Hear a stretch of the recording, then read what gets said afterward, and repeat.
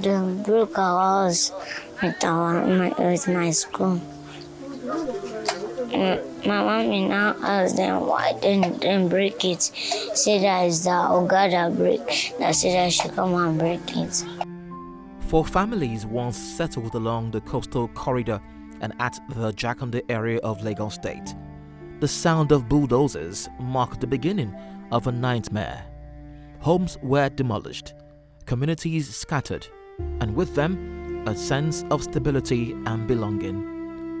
Among those affected by the demolition of homes in the Jakande area of the state is an 11-year-old boy whose future now hangs in uncertainty. His school was demolished to make way for the Coastal Road project, and since then, he has not been able to return to the classroom. I still want to go to school. They really scatter our house, and our school they scatter it.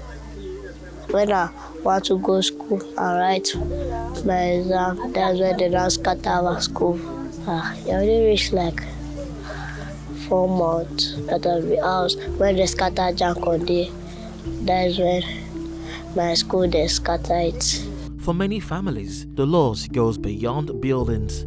Parents struggle to make ends meet, children remain out of school, and dreams have been put on hold. From Jakande we come to this place. To be sincere, I'm not happy because every day I see people going to school and him sitting at home. It's not giving me joy.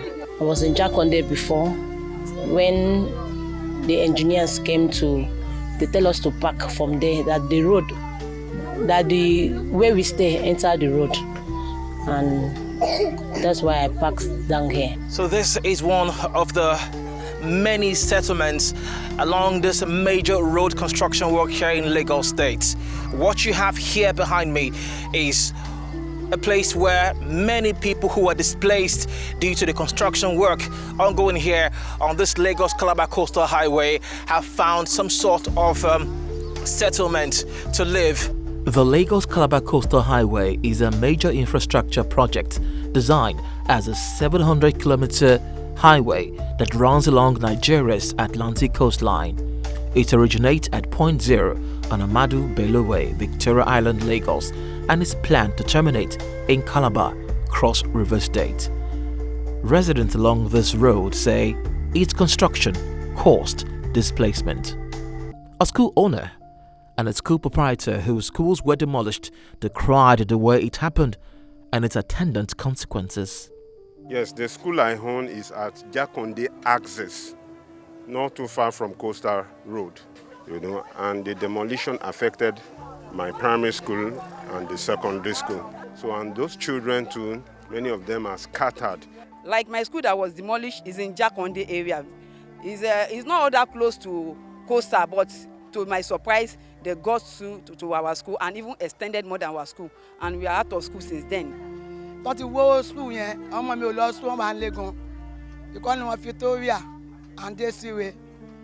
So Victoria permanent seat. What does this say about the Project Zero initiative by the Lagos State government that works to ensure no child is left out of school? Is the number of out-of-school children increasing or decreasing? In 2020, during COVID-19, we discovered that all of the efforts that we made to ensure that in Lagos no child is left behind, that's the mantra, that they were affected by COVID-19.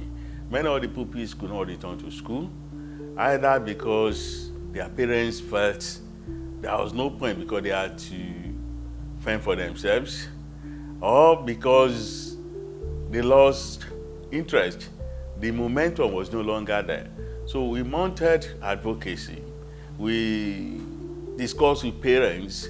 We went around and we worked with the local authorities to see that these kids were brought back to school. And many of them have returned to school now. The United Nations Children's Fund, UNICEF, estimates that 18.3 million Nigerian children are out of school, comprising 10.2 million at the primary level and 8.1 million at the junior secondary level. According to the research of Professor Peter Elias, the Action Research Lead for Climate Resilience Project for the African Cities Research Consortium, ACRC, who has extensively studied forced evictions, it was discovered that 91 plus forced eviction exercises were documented between 1973 and 2024. The pattern stretches from colonial clearance to megacity redevelopment. It also had social impacts from homelessness, family separation, school disruption, trauma, and a sharp drop in healthcare access. How have these figures affected the crime rate in Lagos State? Data from the Lagos State Criminal Information System (LCIS) indicates that over 10,000 cases were processed between January 2024 and May 2025. Professor Peter Elias says development should never come at the cost of human dignity. People who have been living in this kind of community for ages and they depend on such places for their livelihood. Their children have been connected with some kind of social activities, including education, health, and all that. You also look at what alternatives are there, either to avoid such projects or in doing such projects to ensure minimal negative impacts. Responding to the growing concerns over compensation, the Minister of Works, David Umahi, says payments have been made to affected property owners. To me, this morning, you've paid 16 billion, even though what was in our budget of the contractor is 8 billion. Apart from those few people, we have paid every other person. But residents say many of those compensation claims have not reached the most affected families. Right now, I'm not going to school and my school has been demolished. So there's no any other school I can go because other schools have been demolished. My school was demolished and I do not have any other school to go to. Idris Nuruddin, a landlord in the area and a community leader from the Community Development Association, shared his thoughts on this. Told us that they want to do coastal road, it will not affect us. That is what they told us in the first time. But unfortunately, they said that the house was very cracked. That's why the government said that it's okay.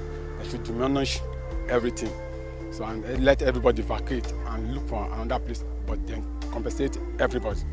That is it. For now, families like that of the young boy continue to wait, hoping that the road to development will not leave them permanently behind.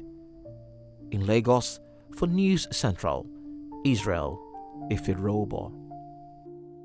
This report was facilitated by Def Reported in partnership with Pro-Poor Development Media Network, PDM Network, and supported by the African Cities Research Consortium, ACRC.